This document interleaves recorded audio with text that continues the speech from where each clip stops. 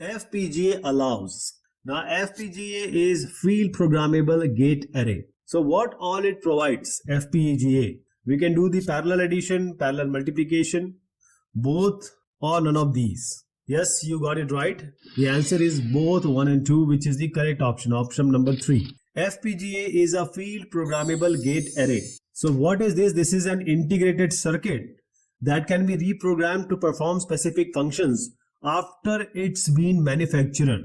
It has been manufactured. And you can also do the field programming, because FPGA's ability to program in the field also after it's being released by Xilinx. So FPGA, this can be serial, this can be parallel.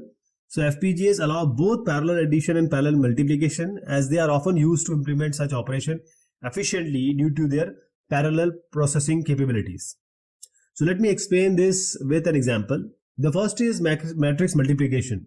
So in matrix multiplication, many individual multiplication and addition operations, they occur in parallel. So FPGAs are excellent for implementing this due to their ability to handle multiple arithmetic operations at once, making them ideal for tasks like the neural network processing, where matrix multiplication is critical. One more example is the fast Fourier transform.